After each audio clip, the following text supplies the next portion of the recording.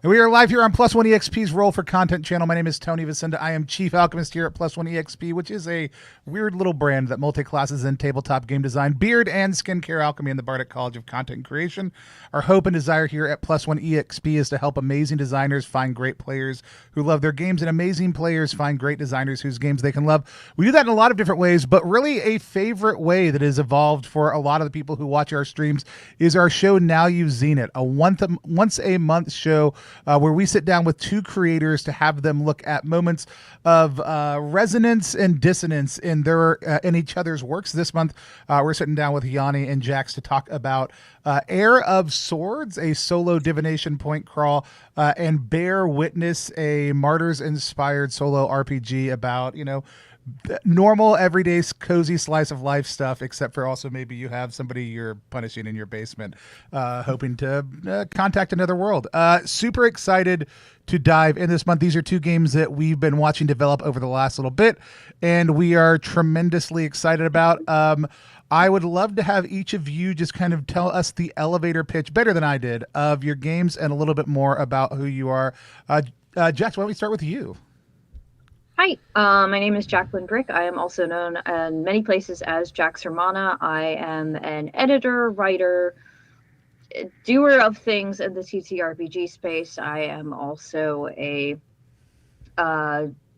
mutual aid volunteer. I do a lot of volunteer work in my community, and I am a huge fan of horror and romance. And my game, Bear Witness, is basically Pascal Langier's Martyrs if put through the filter of it is a beautiful day in the suburbs and you are a horrible cultist. Awesome. Love it. And Yanni. Hi, I'm Yanni. I'm you may see me online as the Urban Avian or under the press betwixt. I'm a writer, designer, illustrator, layout artist. And I used to do some work in video games, but now I'm all about tabletop RPGs. Heir of Swords is playing a kind of heartless deserter as you divine their fate and just see, kind of how awful it is as you ruminate your way through this forest of trials and tribulations. Awesome. I like I said before you launched, I usually have a softball question at the start to get conversation going. I did write one down earlier today and have since lost that thing. One of the things that people are always like, oh, do you pick the games based on resonant themes or other stuff like that? Kind of, but not in an as intentional way as you might think. We really love to kind of see what evolves when these two when the games themselves enter into conversation with each other. But I have been describing both of these games as solo games that cut deep. I think they're both dealing with really, really intense themes and allowing a lot of things to flow out that you don't always see in games. So one of the things I will just throw out at the top right here, if heavier themes, harming yourself or others, aren't things you necessarily want to dive into, those are things that may come up in our conversation tonight as sort of things. They also may not, but let's go ahead and let folks know ahead of time that those may be themes that we're going to touch on as we go through, if you couldn't tell by some of those, some of the lead up.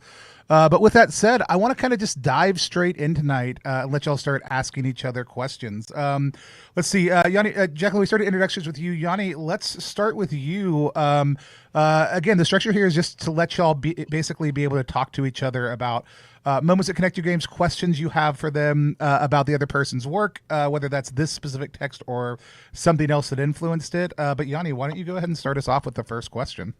Oh, yeah, for sure. Okay, so I'm going to start with when I was reading, there's that quote by Sophie Lewis that you put in, and it instantly brought me back to this when I was a junior in high school, and we were reading Into the Wild with Chris McCandless.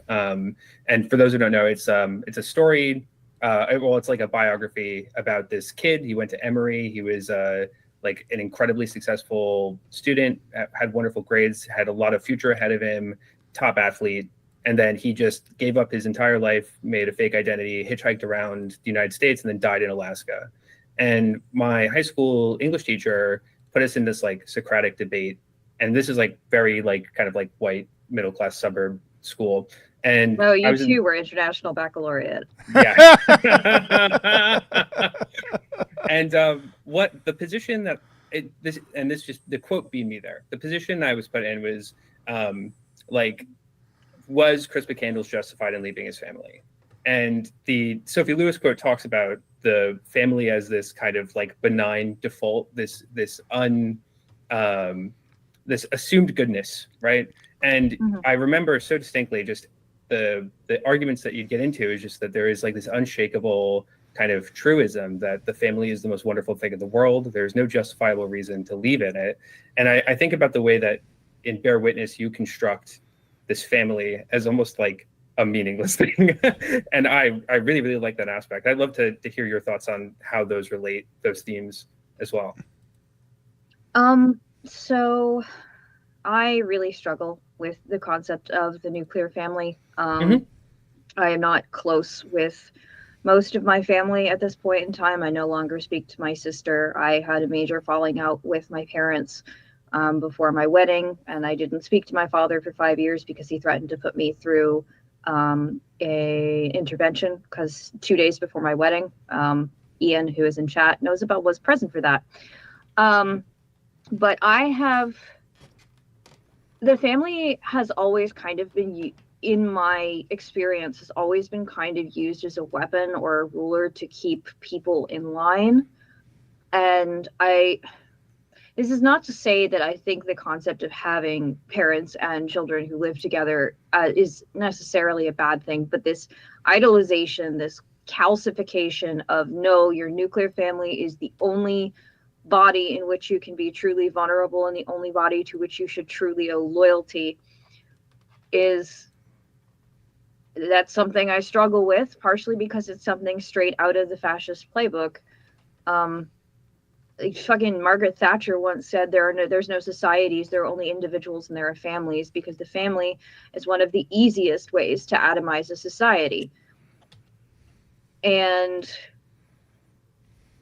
Sophie Lewis is an anarcho-feminist who I follow, who I like a great deal, and who actually has a copy of Bear Witness because I wound up being mutuals with her on Blue Sky.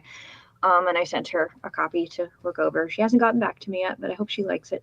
But just this idea of, well, your parents are the only adults you can trust, and the children are there to be raised by the parents and are not humans in their own right until they pass a certain point. Like, all of this is sort of something I contended with growing up. And I don't, as a person, and this is probably a lot of the trauma and neurodivergence, I don't get the family as this unshakable ideal. I don't get the nuclear family as this unshakable, impermeable ideal. And it frustrates and upsets me when other people expect me to be held to that standard, or when I go into the space where that is the default and not being able to maneuver in that space. And to connect it back to the game, the movie Martyrs, I believe it's the second or third scene in the movie, is after we see this little girl flee from this industrial park, and she's covered in wounds and horrible bruises.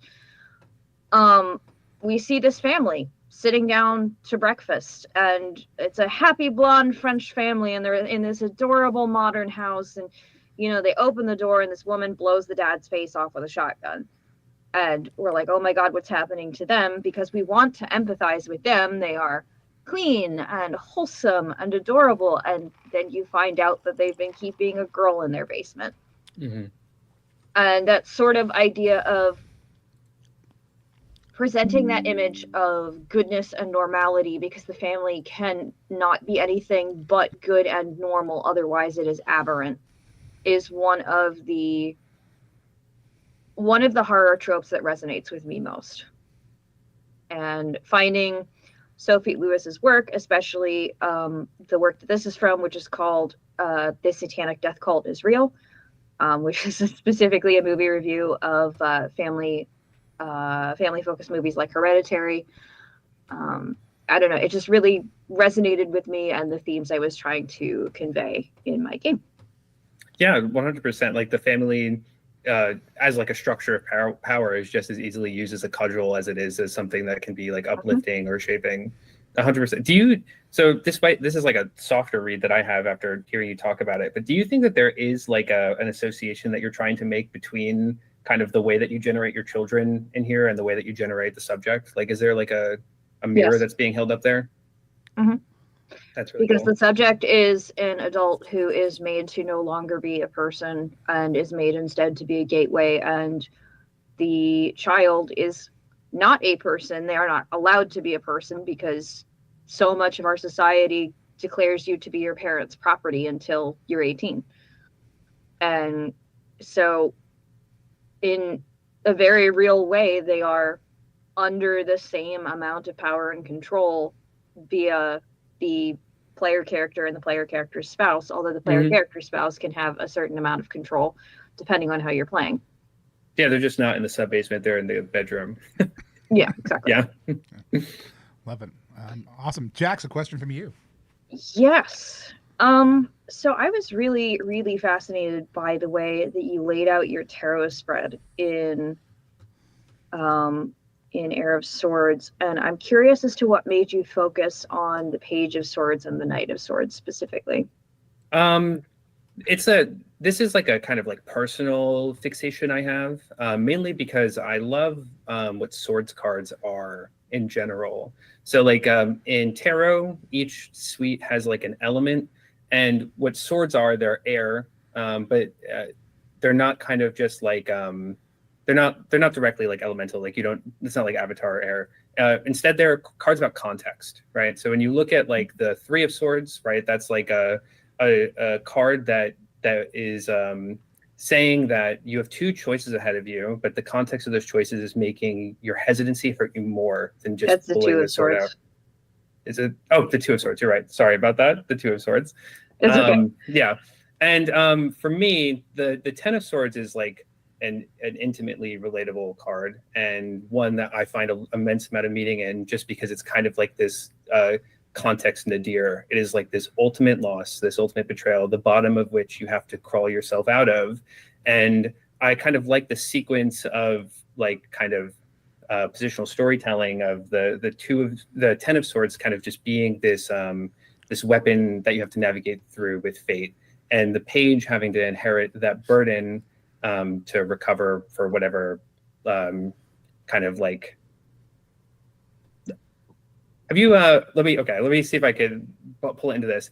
I see the page and the Ten of Swords very similar to like the driver archetype in driver movies, where like it's the scorpion and the frog kind of metaphor, like in Les Samurai, where this is someone that is ultimately their own downfall, and they have a set of principles that is harsh enough that will kind of consume them. And I like that idea that there is this immense amount of context, this immense amount of like burden that is definitely your fault and that led you to this point.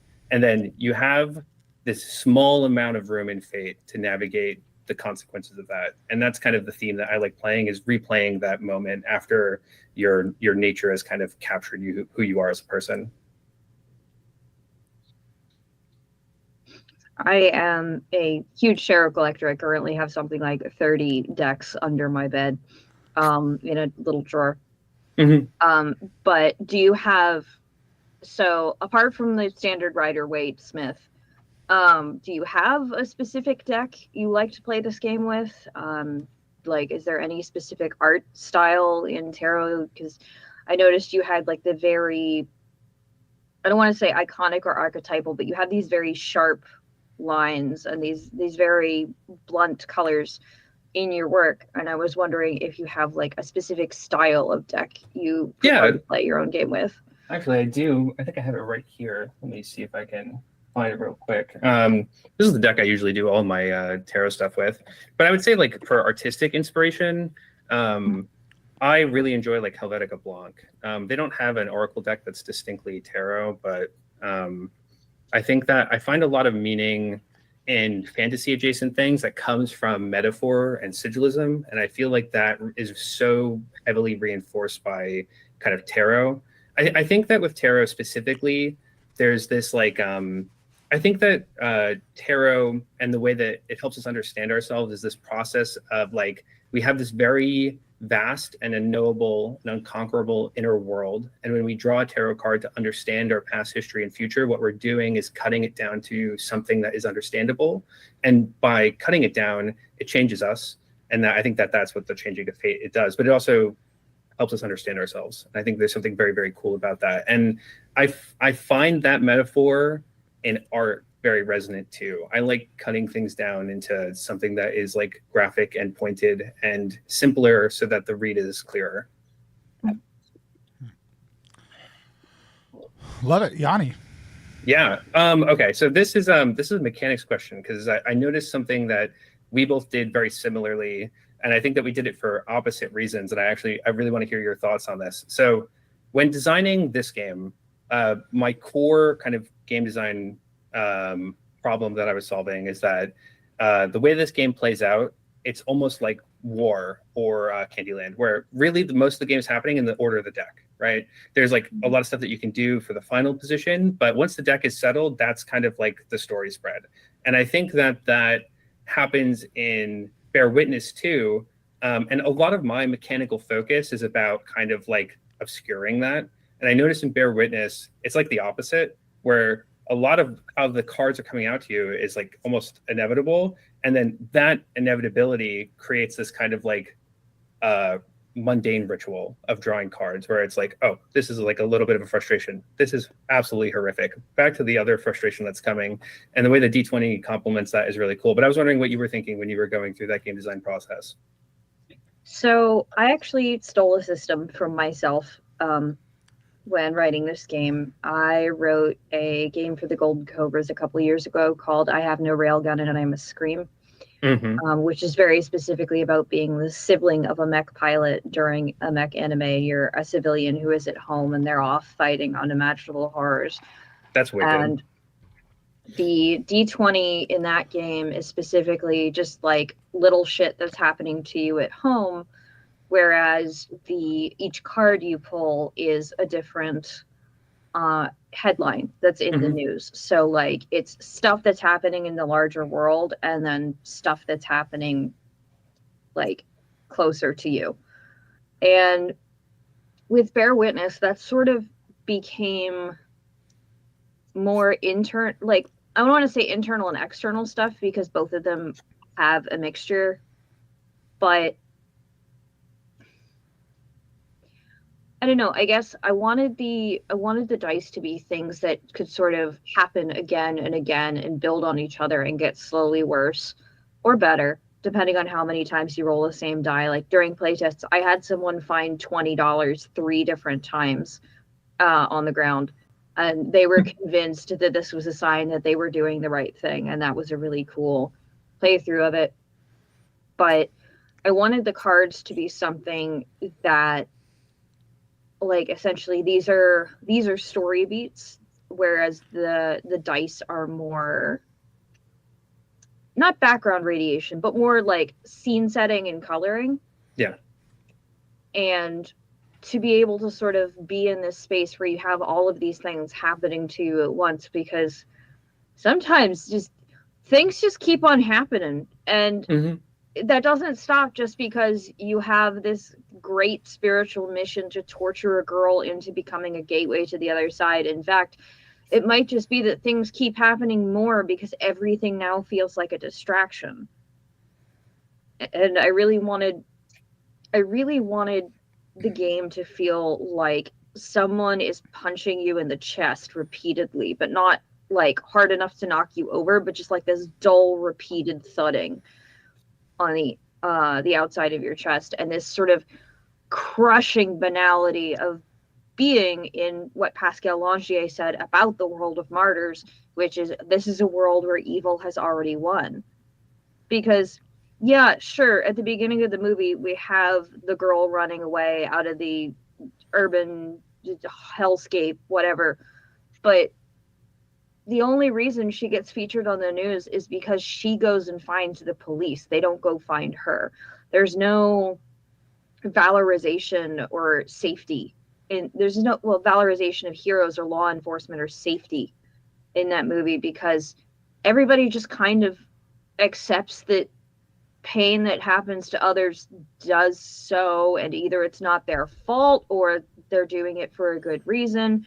You know, like the inevitable crushing depersonalization of capitalism. And side note, something I think people get wrong about that whole crushing machine of capitalism is not that they do that because they hate you. They do that because you're not people. Mm-hmm. And your interiority doesn't even come into consideration. And so much of designing this game was I wanted that main character to have this interiority, but feel like stuff is just coming at them from all directions, because in a way that also mirrors the experience of the subject in the basement. They, of course, have their own interiority too. And all of this rancid, horrific shit is happening to the subject in the basement because somebody else decided that their interiority was more important than someone else's. I hope that answers your question. No, 100%. Yeah, it does. I have a soft. I'm going to toss a softball at it right now, just because this has come up a couple times in the last week. Mm-hmm. And I'd be curious on both of y'all's takes on it, either just as a personal preference at a table or even in regards to your game. Are y'all people who are bothered by the casual reshuffling of a deck when something goes wrong in a play of game? Because I've found that there are people who are tremendously bothered by this, and I did not know it was a thing until recently. There are people who feel like this is a disordering or a reordering of reality, and I'm like, oh, I feel like it's shuffling a deck of cards again. That's interesting to know. But both of y'all shook your heads no. Any more thoughts on that? I actually think that for Heir of Swords, it's like really resonant to do that, because like what you're trying to do is you're trying to kind of hedge like this kindest outcome. And the more that you kind of put your hands on fate, like even if it doesn't change anything, you're not going to know what card was drawn. That kind of like gambler tendency is the thing that keeps you re-entering the forest and being unsatisfied with the outcome that you get over and over again. So I find that kind of fidgeting is very, very thematically resonant. I love that. Jacqueline, any thoughts from you?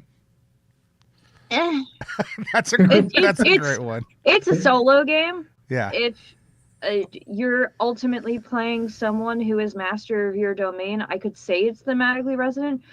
I'm also just of the opinion that if you're playing a solo game and it would make you more comfortable to put something back in the deck or reshuffle the deck, I'm not going to stop you. I'm not your dad. Yeah. This has come up mostly in group games, but I found out there are people who are just like, oh no, once a deck is shuffled, it shouldn't get touched again unless it's explicitly dictated by the mechanics or rules of the game. And I'm like, oh, interesting. There's something funny about that. I also just have a really jumpy disgust reaction because my group used to play with this guy I would call Asshole Steve. And like Asshole Steve, there was a soft rule around Asshole Steve that you had to give him 3 sessions at the table before, so he could figure out the mechanics of the game before anyone else was allowed to do anything else, because he'd get really upset and be like, no, you're fucking my chances of survival in this game, and like make it a huge thing. And this was the least of his sins. But like whenever someone's like, no, you can't do that, it's my fucking game. Yeah. Chill. I love it. No, I, as the kind of person who does, when I roll a dice, feel like there is an exact moment to release the dice from my hand, which is just a personal preference. If I accidentally dropped it early or late, I wouldn't be like, I have to re-roll. I just know that I feel that way. The concept of cards being reordered bothering people was just such a new thing to well, I mean, like if you look at kind of like tarot culture, right? Like the way most people like to draw tarot decks is to shuffle until a card falls out, so that it's like out of your hands whether or not a card is chosen. But I don't know, what's under the top card of the deck is never going to be privy to my mind until it's out of the deck. So some strong resonance from chat that Asshole Steve may actually be an asshole. Yeah. So, 6'8" and did nothing with it. He has a kid now. Awesome. Speaking of Jax, I think it's your turn. Yes, it is my turn. Thank you for preventing me from my Asshole Steve rant. But so I noticed, Yanni, that you specifically used the word rumination to talk about different parts of the forest. And as someone with moral scrupulosity and responsibility OCD and complex trauma, that word resonated very heavily with me during this, and that was what sort of pulled me in and made me want to read closer. And I'm curious as to why specifically your verbs are ruminate and cut down. So before I talk about ruminate, the reason why the other verb is cut down is because I find a lot of resonance with a kind of like character that you're forced to inhabit that only knows how to shape the world with a sword. That like violence is this long language that they understand, and the fate ahead of them is one that has to be carved out. And I think that one is, it kind of like sets this tonal occupation of how we wound up at the edge of the forest, and then two, why the outcomes are the way they are, right? Like cut down or be cut down is kind of the way that they treat fate. And then for rumination, the rumination is very, very specific. I went through a lot of different verbs for what the second action could be, but I stuck with rumination because the forest is as internal as it is external, and a big part of what the deck is kind of doing as we get into the positional part of the storytelling is that it's shifting context around. And I think that when we go through these kind of like large introspective journeys, or we reflect on guilt or trauma or regret, and we look for relief, what we wind up doing is we kind of start shifting those internal objects around until they inhabit different contexts. And I think that in certain ways, like my significant other suffers from like OCD, and you can see sometimes how like through consistent rumination, you can start to kind of like place a heavy amount of like burden or relief onto objects or experiences that didn't have that before. So the way that Heir of Swords verbs out is that to journey through the forest, you have to cut. That's the physical action on the external world. And to understand the forest, you have to ruminate. If you want to be moving pieces into the place where they make the most sense, you have to draw inward as that part of your journey. Me? Awesome. Yanni. I was so interested in the monologue. How do you think asshole Steve would like bear witness?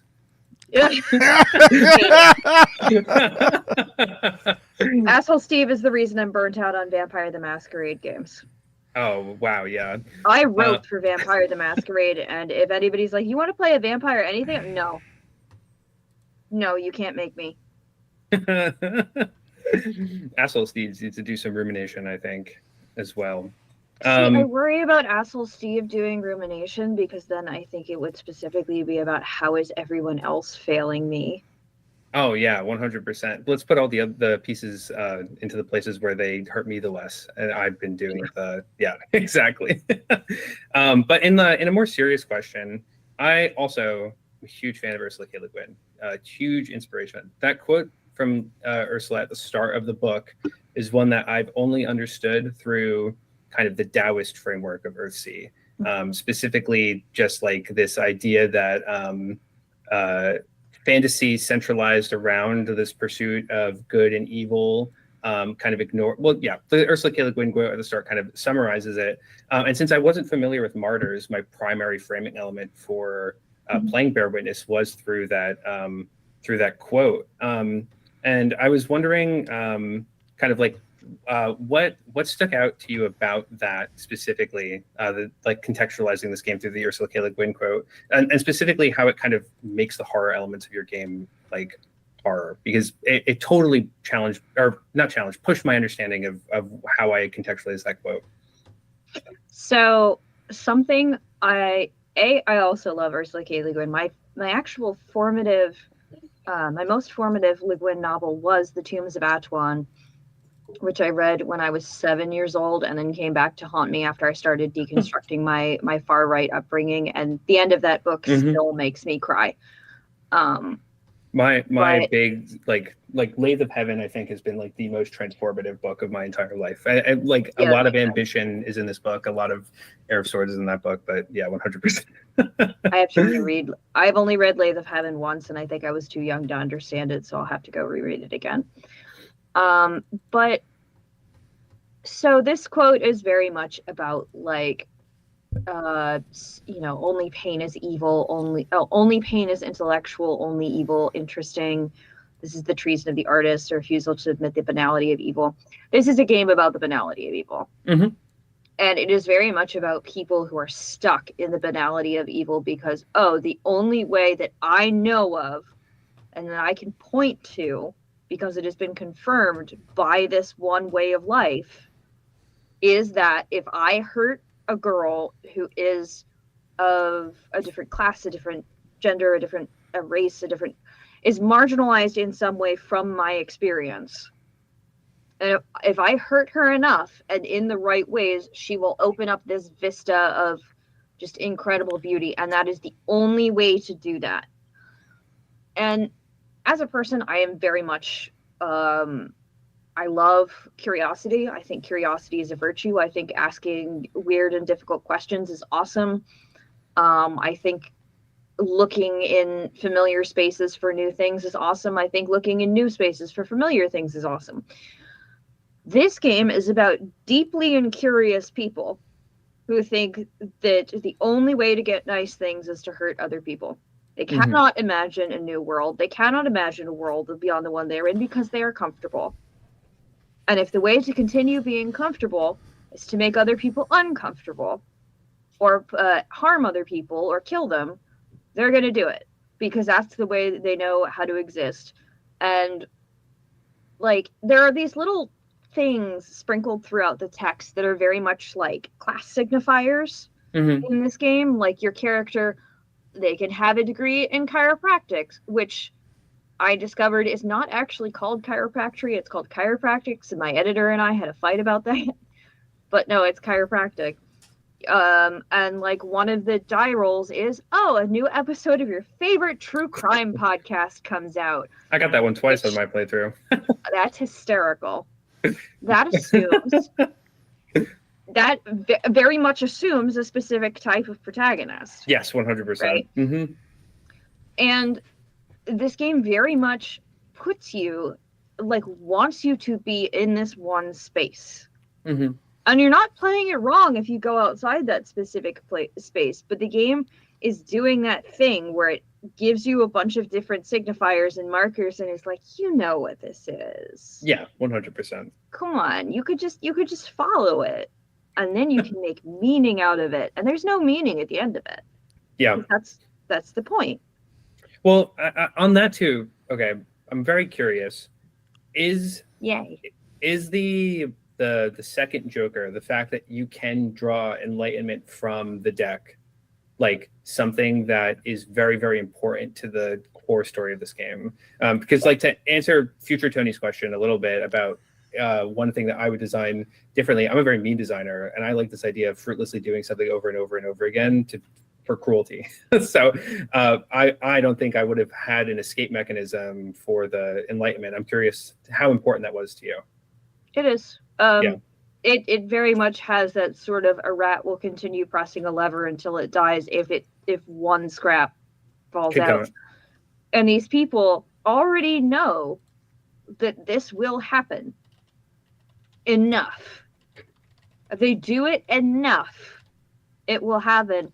And in a way, that's its own kind of cruelty. Because that's the good ending. And you don't even get to know what happens during the good ending. Yeah. Like, I very personally do not consider it an escape mechanism. Mostly because at the end of Martyrs, spoiler, but you know, it's been out for like over 10 years now, so whatever. Anna does see something. We know Anna sees something, to the point that the cult is like, nah, we did it. And the leader of the cult then shoots herself. And we don't know why. And the stupidest theory is, oh, she saw a hell for herself, so she shot herself out of despair. And I don't think that's right. Some people are like, well, she saw nothing, so she shot herself. And again, if you are in charge of this murder torture cult, you're not going to shoot yourself in the hopes of oblivion. But this idea that this cult is like, no, we know we can turn girls into a gate to the other side with enough suffering, with enough time, with enough iteration, and they don't even get to understand what that means. And even just having that little scrap of hope, but you don't get any catharsis from that. So I hope that answers your question, because No, yeah, I'm not the 100%. nicest designer either. No, yeah, 100%. I do think that there is a lot in like kind of like creating a gap. I think you're right ultimately that the fact that it has worked before makes the cruelty like a lot worse. I like the comparison to like the rat hitting the random dopamine button over and over and over again, because I think that hilariously enough that just the kind of like the fact that there is something to chase, that it's not just a like a hope for it, kind of creates like this like completely deep wired unquestioning incentive to keep going for it. Like I was reading through on my first playthrough, I didn't get to do it, but the subject died, and then the language of the subject dying was like, ready to go again, like let it ride, like we can do this one more time and you will get through the other side. And I'm like, oh, there is a ton of cruelty in that, not just in like kind of like the expectations, but it doesn't even give you like a moment to kind of reflect on the horror of it if you know that you can just pull another girl and find the enlightenment that you're looking for. Right.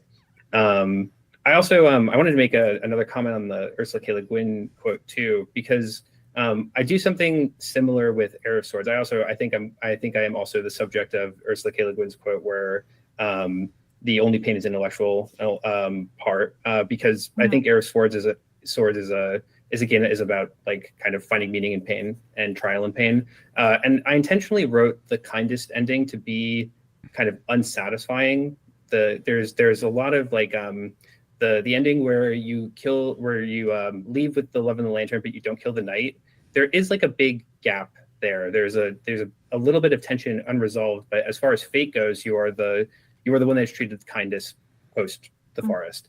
And the reason I kind of wanted to leave that tension in there is because I think for a similar reason now, actually connecting the two, is that I think that if you give an incentive that you can find more meaning, more closure by putting yourself through more pain, like that's why like this rumination engine, this torment engine will keep kind of subjecting you to a crueler and unkinder fate. It's very Calvinist of us. Yeah, true. Oh, did you not do something you wanted to do simply because you thought the suffering would bring you meaning and purify you? Should we throw you a party? Should we invite John Calvin? Yeah. So good. Not you, Yanni. Jen. No, 100%. It's one of my favorite stupid jokes. And something I have to keep telling myself as an activist is, oh, did you deliberately make yourself uncomfortable just because you thought it would make you more morally pure? Yeah, or like, or on that too, like, man, am I really willing to stab myself again just for a hint of closure? I think that's like a grief response that I feel all the time. It's just that pursuit of closure can be the most painful thing in the world, unfruitfully. And it's like, just a little crumb of closure, please. Another knife right to the heart. Yeah. I don't know if you've read Jeanette McCurdy's new fiction book, Half His Age, which was phenomenal, by the way. It was gross and weird, and as a survivor of grooming, I loved it. But there's a line in that book which is, I found myself chasing pleasure when what I really wanted was connection. Yeah. And that kind of resonates for me here right now. But speaking of which, so I noticed that you describe the Lover's card as the love here, but in the text it's described as the lovers. And when I was reading it, that was something I kept getting stuck on, because it almost seemed like the Heir of Swords was also attempting to get a pair of lovers out of the forest separate from themselves. But the way you were just describing it now, it seemed like the lovers were a loved one, a loved interest that the Heir of Swords is specifically trying to get out. So I have a two-part question for you about that. Yeah. And the first part of that question is that meant to represent the Heir of Swords loved one? Is that meant to represent a higher ideal they're chasing? Is that meant to represent, like, you know how sometimes when stories, like best example I can think of right now being Hunchback of Notre Dame, which is where Quasimodo is trying to get like Phoebus and Esmeralda to safety, because he's like, well, they have a chance of having a happy life. What in that list of choices or a secret fourth thing, does the lovers represent to you in this design?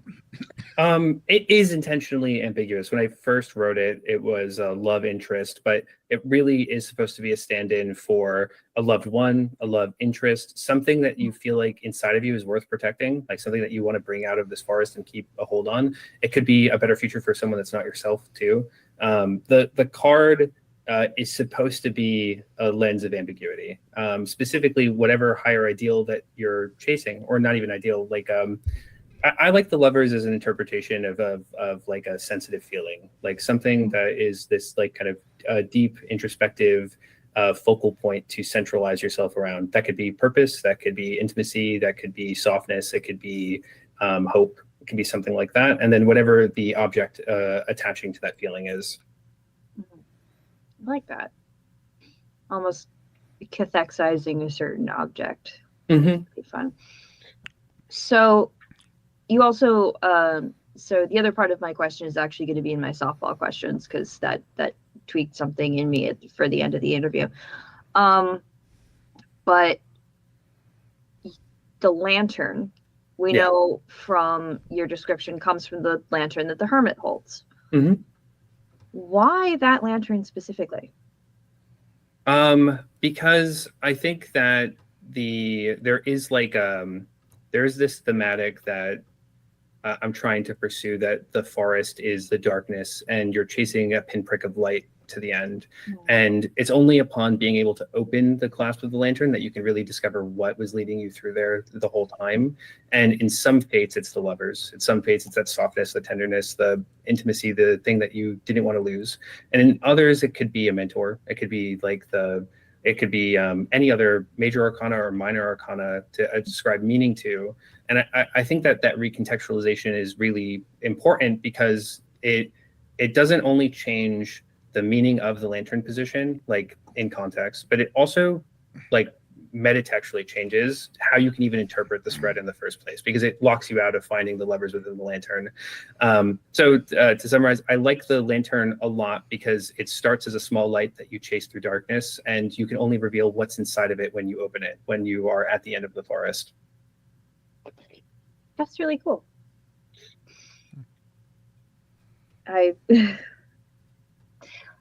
Heir of Swords is not my usual sort of game, so it was really fun sort of reading through it and seeing how you referred to it as a point crawl? Tony refers to it as a point crawl. I refer to it as a point crawl as a marketing term because it's easier to sell to people who are not familiar with the easy touchstones of it. I would argue that it is a point crawl, but so I don't know what a point crawl is, number one.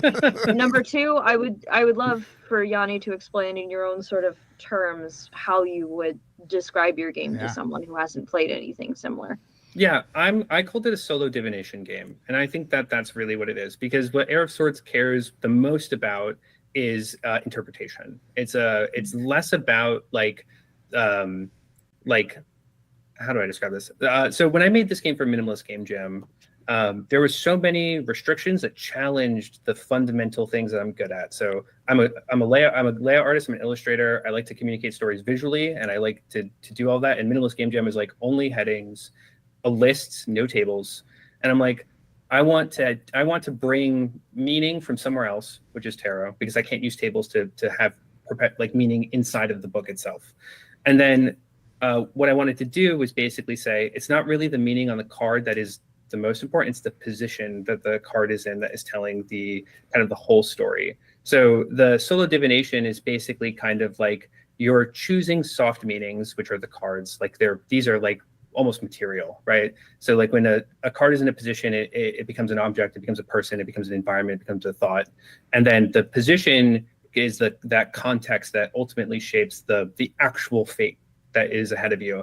And I really, really, really like positional storytelling. I think it's one of the strongest things about tarot. And I think that there is like something about how these kind of like broadly understood archetypes can occupy a space inside of our like psyche or conscious or our shared story, that's the kind of like interpretive divination part of Heir of Swords. It's like everything's settled, you have the places in order. What does this mean in relation to each other and not just by itself. I too turn into a thought when you put me into positional storytelling.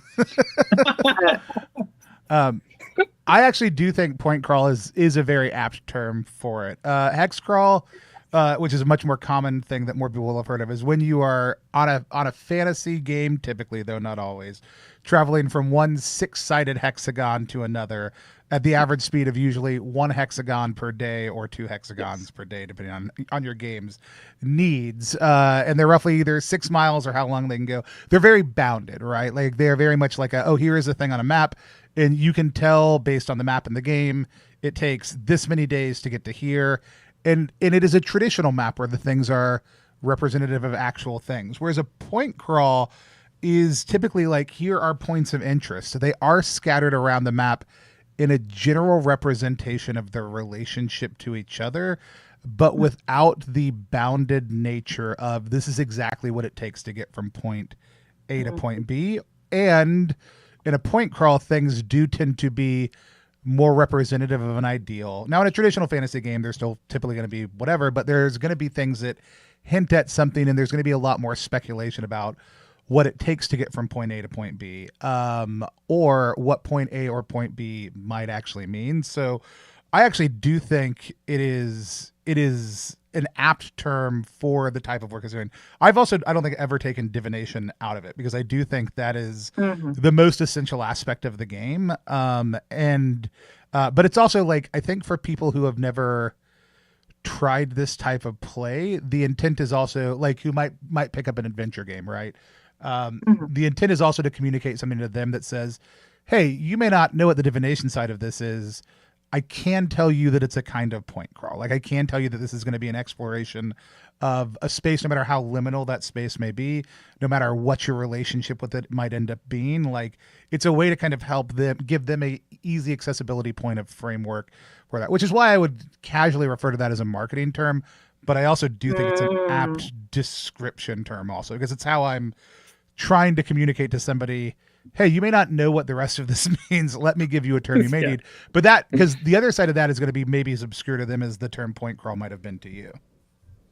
Yeah, for sure. I always appreciate you helping me with marketing, because I can't do marketing copy for my own stuff. It's like the worst. I'm so bad at it. It's a point crawl, the inner self. And then when all the pieces are in order, you divine them. Yeah. And I think that's what's the most interesting thing about it, like how introspective it gets within that, while still maintaining some of those, like thinking about the cards as points, like just gives folks a frame of reference, but they're going to get to do way more introspective play than they would get to do in most other types of fantasy exploration games. Mm-hmm. Ian in chat says, the Exalted map. The Exalted map, yes. Kind of. So, how do you think Asshole Steve would like your game? Oh, from what I've heard about Asshole Steve, I feel like this is somebody that has almost no movement through the forest. I think if we need at least 3 sessions to figure out how to cut down something, we're going to have a lot of endings where the air doesn't make it all the way through. I think the air's just staring there, poking at the trees, going, oh yeah, the trees. How do I master this? This is dark. Does anyone have a lantern by chance? Right? Actually, I came equipped with my own lantern.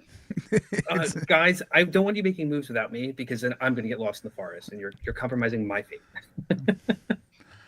I ported this lantern in from my 5e character. I'm already familiar with the rules and how it works. Yeah. Excuse me, I don't play 5e. I play Pathfinder 2nd Edition. The rule system is far more streamlined and simulationist. Yeah, and you can see this has a lantern keyword on it, right? It should be the same thing. Can I just put that in the spot on the spread? Does that make sense? I've made myself so angry. Sorry. Awesome. Let's do one final question each, and then we'll shift into our last set of questions. I have 2 questions I kind of want to ask.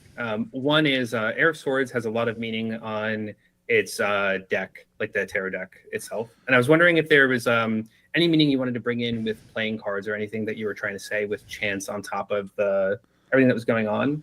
And then the second question, which I think I'm slightly more interested in, is I love the caricature you paint when you create the main character, the spouse. All of this is just wonderful, and I like the way that there's so much life in the subject through the same mechanism, but like, and I was wondering, like, where is that coming from in real life experience? I think that I felt that a very real grounded. This is coming from personal spot, and I would love to know more about that.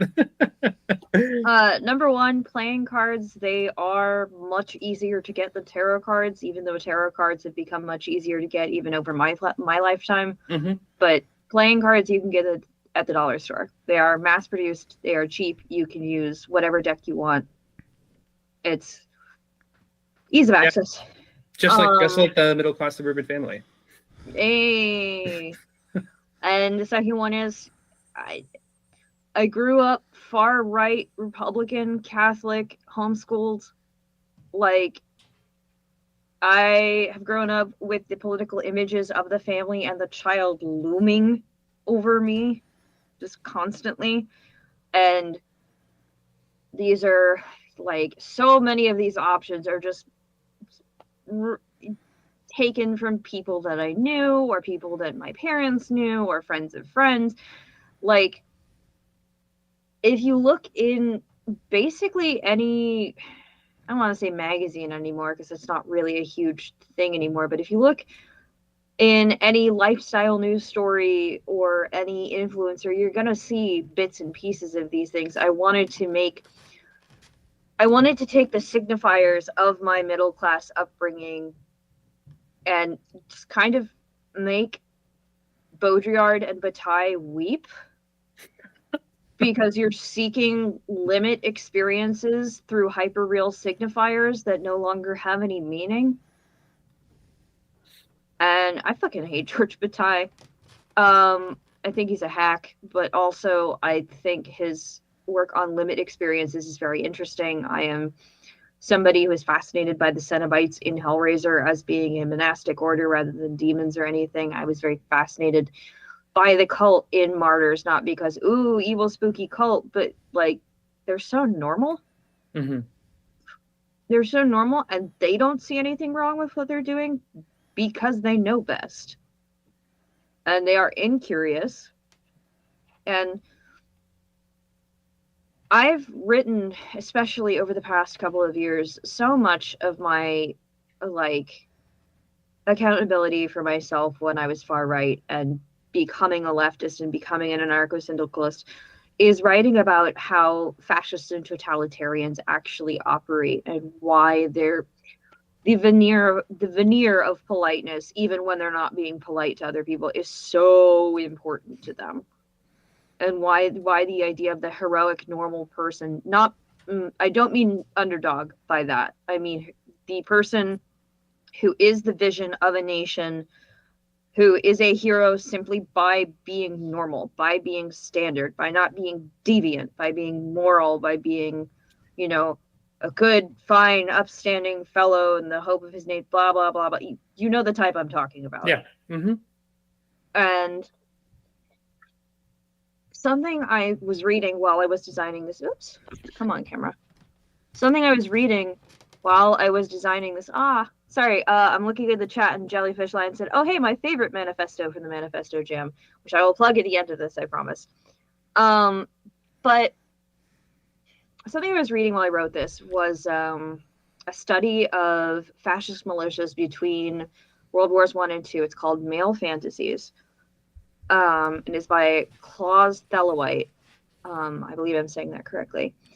But it's this idea of how fascism and other totalizing militaristic ideologies very specifically have this idea of the tidy, clean, strong, dry, angular person who is usually male. And anything that is not that is soft and warm and wet and filthy and deviant and pulpy and et cetera, et cetera, et cetera. And that's usually either a woman or a queer person.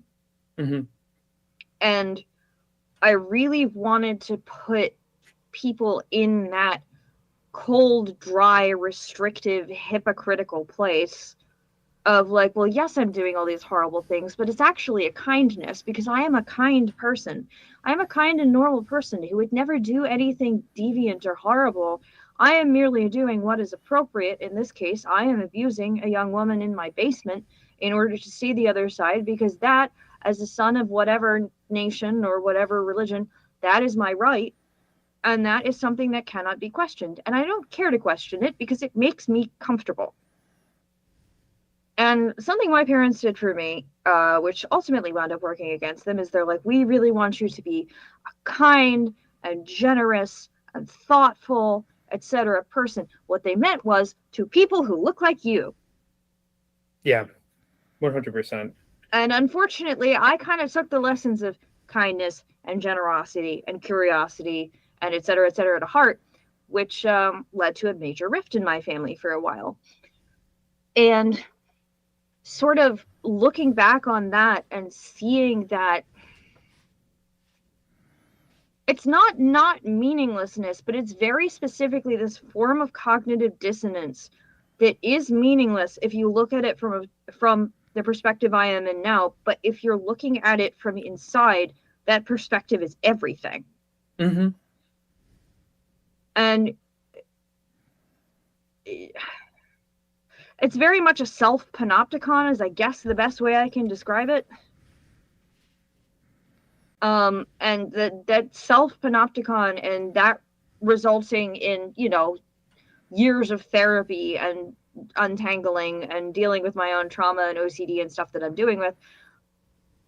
So I guess that's kind of why I connected to the word rumination from your game, because it is very much this space where you get caught in this really cold and like almost moronically calculating space of like zero sum. Do I sacrifice myself? Do I sacrifice someone else? Who's the other? Am I the other? Are you the other?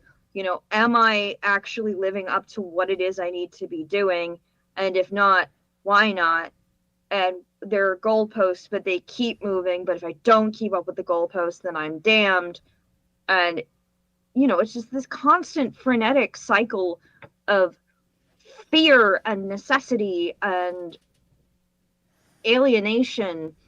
And it means everything to you when you're in that space. And that's basically the core of this game. Yeah. Because you're in that constant looping panopticon, like panopticon and Ouroboros are not actually the thing I'm trying to say, but if you imagine yourself inside a glass ball where it's all reflecting back at you, that's I don't think there's a word for that, but you get the point. No, yeah, hearing you talk through all of that, I think that we've had very, very similar upbringings, and I think that I have parents that fell on the very right fascist religious bend that fostered like a very, very strong value of intellectual curiosity, genuine curiosity, kindness, and all of these things. And there is like a very, very calculated move for power to switch off all of those like valuable life lessons as soon as anything becomes politically oriented or power oriented. And with what you're saying too, when I was in college, I did some academic writing on the futurist and vorticist manifestos, which are art movement manifestos that were like characteristically fascistic during kind of like World War II. And one of the really interesting takeaways that I got from that is in England there was a mirror movement to futurists called the Vorticists, and they hated the futurist movement, and they were kind of like ultimately very nihilistic. And I think that while their manifestos are very, very interesting to read, there is something about how introspective it is, about how the Vorticists basically think that art is this culmination of past. It's the abandonment of past and future and a holistic look at the present. And I think that that kind of like needle-like focus on the self was ultimately the thing that kind of just destroyed that movement's momentum. When you look at the futurist movement comparatively, it's like war is beautiful. machines are beautiful. We are marching forward in a way that we will leave everything else behind for something that is awesome and wicked and fast moving. We like to look at car crashes and blow shit up. And the art that they created was kinesthetic, and they were kinesthetic, and they absolutely fucking hated women on top of that too, in their manifesto as well. And their heirs of the long-termists said, we don't have enough time for me to get into fucking Pascreal movements. Fucking less wrong. But one thing that I think the comparison that I wanted to make is I think that my major takeaways from the futurist movement is I don't think that futurism would have been successful if they didn't find such beautiful ways to talk about the most arguably detestable things of all time. The way that they kind of romanticize machinery and hold it on a pedestal over nature, the way that they talk about kind of like self-destruction and lack of values towards your fellow man and self-interest in a way that is like so relatable and artistically beautiful. I think that fascism has that core. And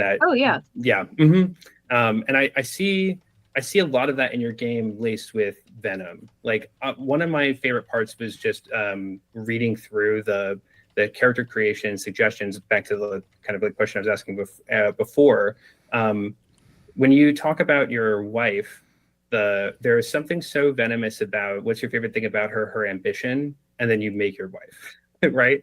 Like I think that there is a lot of venom in that kind of like I don't know. I grew up with a lot of people, a lot of like parents or friends' parents that were like an information securities guy or a finance guy that like could only talk about their immediate family through these kind of like truisms, and then had some of the most like morally unempathetic, reprehensible positions of all time, but they were a good family man, right?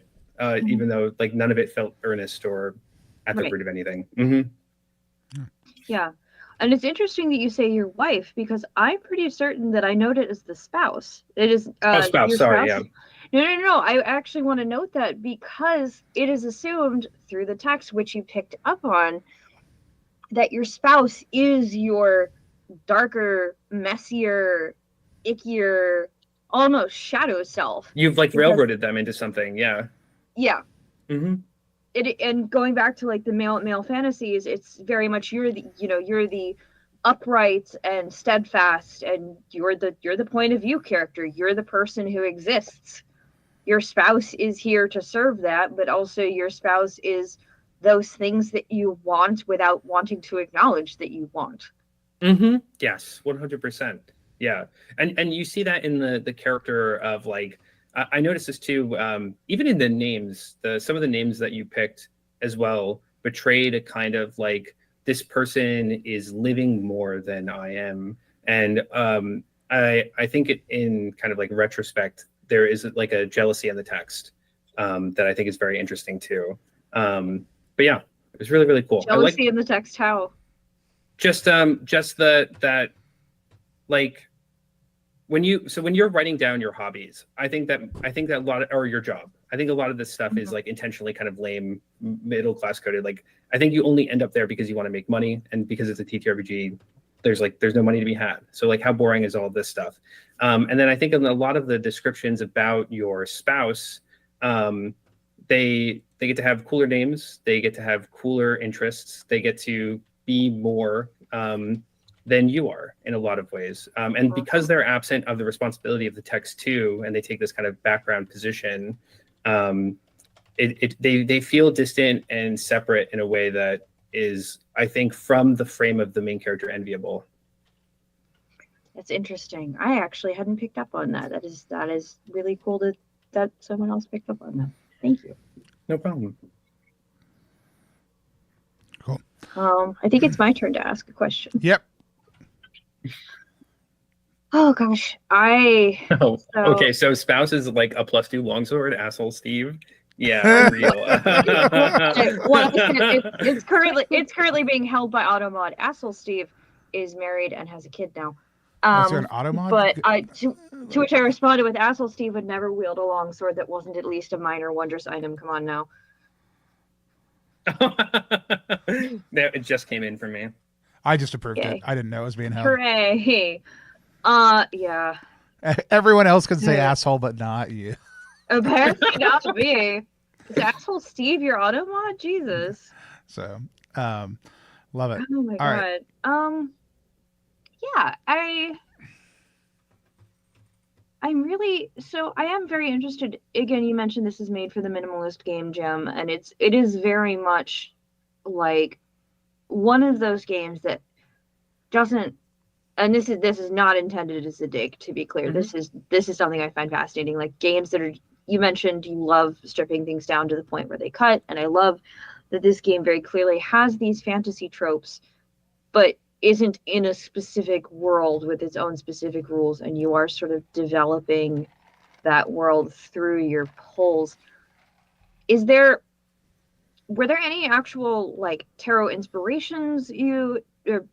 spread inspirations you took for this, or were there fantasy stories you had in mind while you were designing this? I know we talked a lot about Le Guin.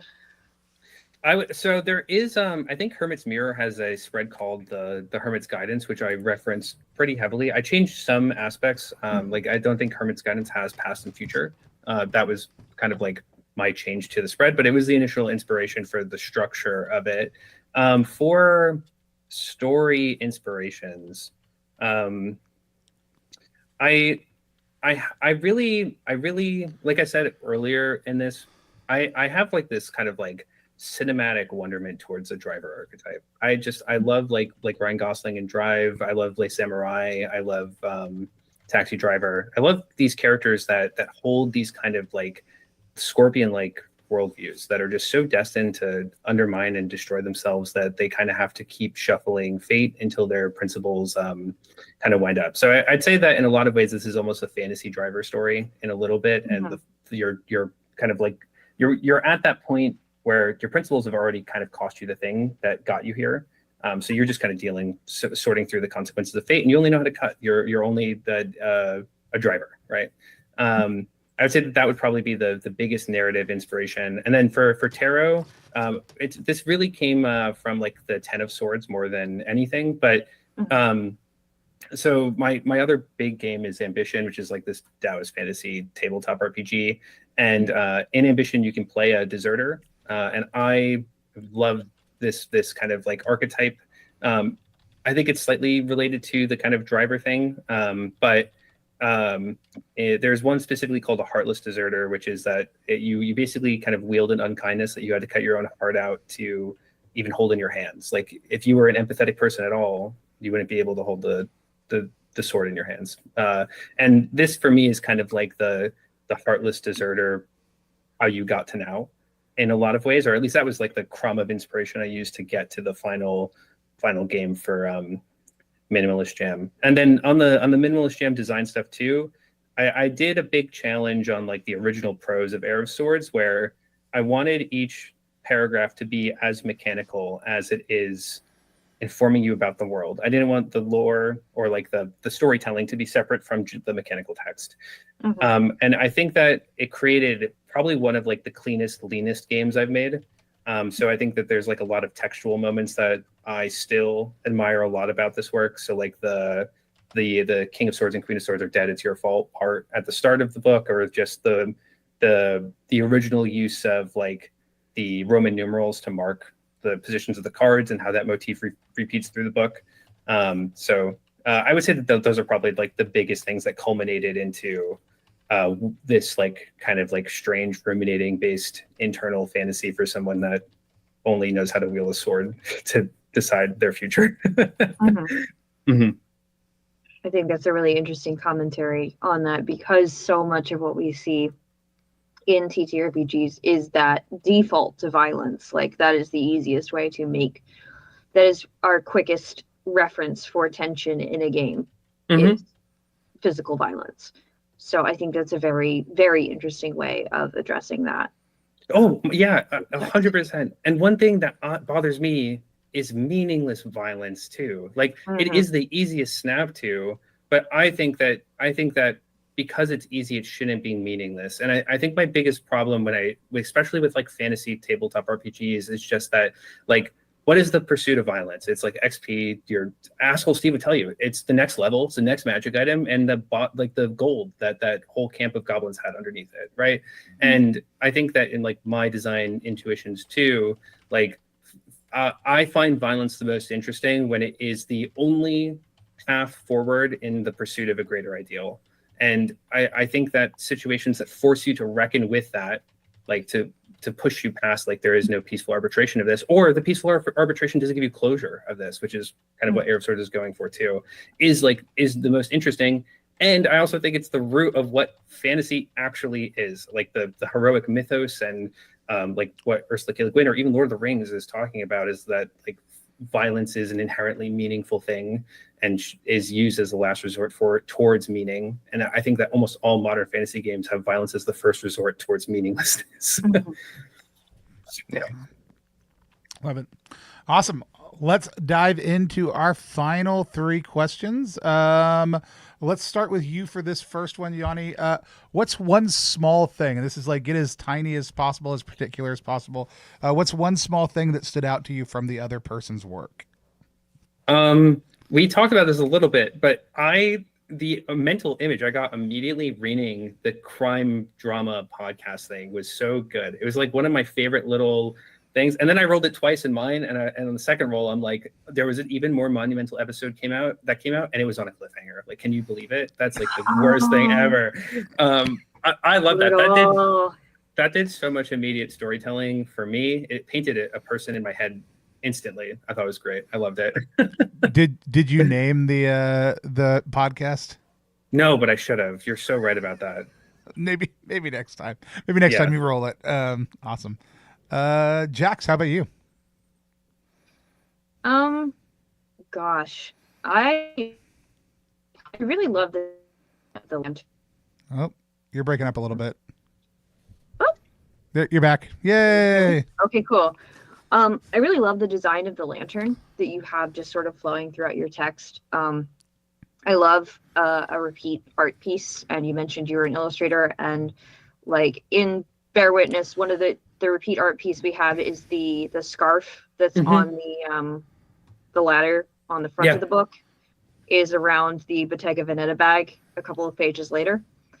But I love this motif of this lantern and these thorns that you have repeating throughout this text, because they also very clearly mesh with the different aspects of the sword.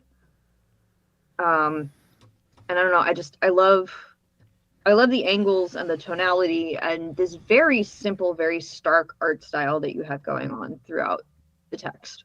Thank you so much. One of my goals when doing the art for Heir of Swords, because I wanted to honor the minimalism, was like not in like a cheap way, but like how can I use the same imagery and assets? Like every new image I wanted to add, I wanted there to be a certain kind of momentum to it. So the repeat imagery is basically kind of exploring how those themes repeat over and over again. But I'm really glad you like the lantern. It's one of my favorite illustrations I did for the book.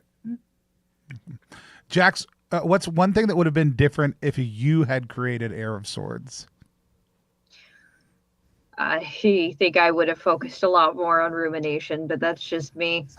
I really liked that mechanic. I think I would have wanted to go more into that and go more into the actual, because for me as a tarot reader, this feels a lot more like a very interesting extended narrative spread. And I think that's awesome. Had I designed it, it wouldn't have necessarily been better, but I think I would have been like, I would have had more prompts for each card, I think. Like just some suggested questions for each card. And also because the Empress is my signifier, I probably would have had a card for the Empress. But yeah, I would have loved to play that version too. I think that'd be super cool. I mean, there is a future universe where there's just a ton of different zines that are all a part of an interconnected Heir of Swords verse. True. I do have a zine that I want to work on that's the Wands equivalent for witches. That's basically this format too. Have you guys ever played the game The Cosmic Wheel Sisterhood? No. It's so good. The core mechanic is that you make your own tarot deck. Like you make each card in a tarot deck and then divine positional storytelling. I played it after making Heir of Swords, and I'm like, this is this is so directly inspiring. I need to make something like this. Love it. That rules. Yanni, if you had made Bear Witness, what's one thing that would have been different? Two things. One, we would have used a tarot deck in Bear Witness, and I think it would have been very, very fun. And two, I don't think I would have put a good ending. But after talking through it, I have a lot more to consider. But my first instinct was that the Torment Nexus bears no fruit. But that's mostly my design intuition. But after this conversation, I think I'm going back and forward on whether or not that is a correct intuition for the storytelling of the game. But I would have used a tarot deck. I played mine with a tarot deck. Oh yeah. Yeah. What? Hey, Dad. Yeah. Love it. And then Yanni, what's something you would have never thought to include if you had created Bear Witness? Oh, I had an answer to this, and I can't remember what it was after this conversation. If you want to pause for a second, we can go to Jacqueline first. Yeah. Give me 1 second to ruminate on this one again. So I forgot the thing that I was going to say for the last question, which is that I want to go back to the last question real quick, and then I'll answer this. We talked about the Lover's card a little, and we did sort of talk about mistaking passion for connection and vice versa. And I would have really liked to see the Devil card come in as the opposite to the Lover's card, which in a lot of reads it tends to be, because with the Lovers you have that actual connection, and with the Devil you have these two people who are apart and chained by their own different lusts. And I would have liked to see that come in somewhere, but I understand that that's probably not the game. The way you have the game structured now is not the way you play that, but I think that would have been really cool. Gosh, I was struck by the fact that you pulled the Ten of Swords immediately at the beginning of the game, because the Ten of Swords is such an important card of loss for me, and that is probably not a move I would have made. And it's not a bad move, it's just not something I would have ever considered. Love it. Love to hear it. Yanni, did it come back to you? I'm trying to think. I had such a clear answer for it, and now that I'm trying to think about it, it seems elusive. So let me reframe. Let me see if I can find a new one on it. One thing I would have never thought to do. I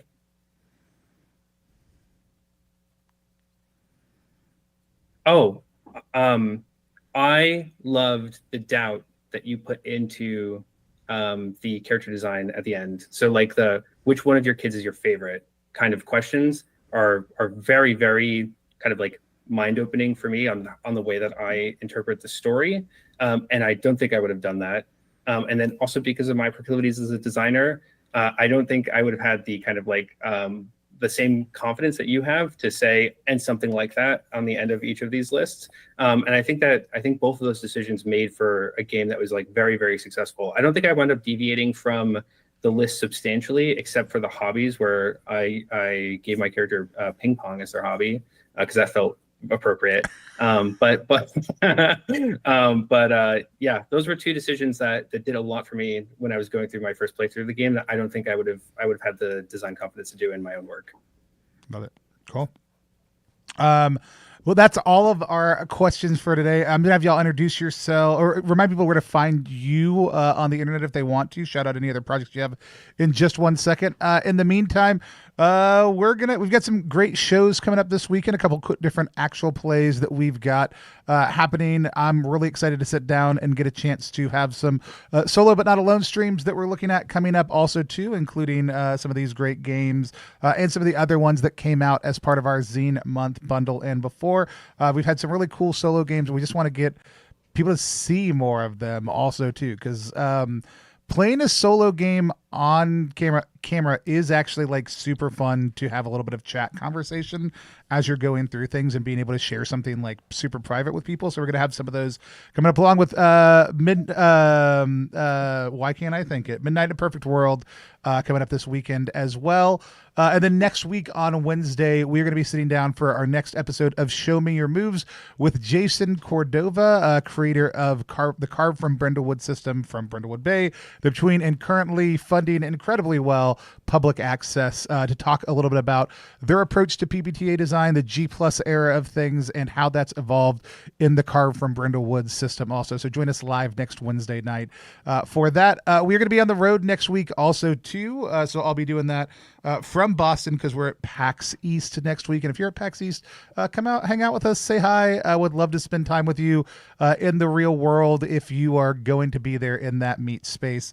But with that said, follow both of these great curators. Jacqueline, if people want to find your work, follow you, what is the best place for them to do that?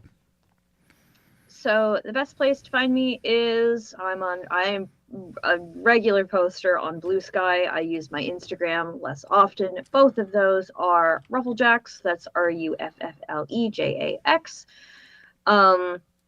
I am also hosting a convention in a small house LARP convention in October called Nauticon Con, which I will be posting about on my Blue Sky shortly. Applications for that are open until June, but you can apply, and if you're accepted, you get to come play a bunch of LARPs with a bunch of other people I handpick, and it's going to be a great time. Also, I would like to mention the manifesto that Jellyfish Lions called out earlier that I mentioned, which is the manifesto that I wrote for the TTRPG Manifesto Writing Jam, which is how to write a fascist in 14 easy steps.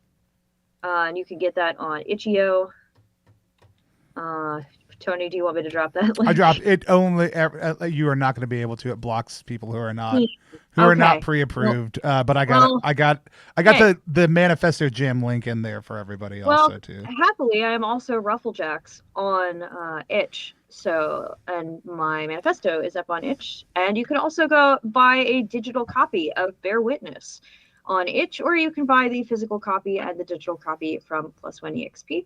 And thank you guys so much for publishing it, and thank you, Yanni and Tony, for having me on the stream. This has been really lovely. Yanni, same question. Yeah, I go by the Urban Avian for my personal stuff. Yanni as well on Blue Sky is where I'm primarily most active. You can find all of my links at the pressbetwixt.card.co. That has mine and Anna's links because we both do the writing and design and illustration and stuff for our games. And you can find all my stuff, Heir of Swords, Ambition, Fragmented Memories on itch.io, the Press Betwixt. Yeah, this was so wonderful, Jax. It was so nice talking to you. Your game rocks. I had a lot of fun. You too. Yeah, this was such a fun conversation. I had a wonderful time tonight. I hope this is not the last time we do this. Awesome. Yeah, 100%. We also dropped a link to Ambition earlier in the chat. If you haven't had a chance to go check it out, and the type of stuff that was getting talked about tonight sounds exciting to you, go check that out also. Both of these games came out as part of Zine.Club. So if you are not a member of Zine.Club, go to RPGZine.Club to go check it out. We have 2 games that come out every month, 1 adventure game, 1 story game. Sometimes we put out extra stuff. Like if you were a Zine.Club member in September, you got our little Make Hard Moves jam by Aaron King. We sent out physical versions of that to everybody. I won't tell you what it is. We got another little fun freebie coming out later on this summer, and some other cool things happening with Zine.Club. It's the best way to support what we do, but it helps 24 to 26 new games come out every year as part of Zine.Clubs, lots of times from new or emerging creators. So if these types of games are things you'd like to see more of in the world, check out RPGZine.Club. But until next time, now you've zine us, now you zoned. Bye, everybody. See ya.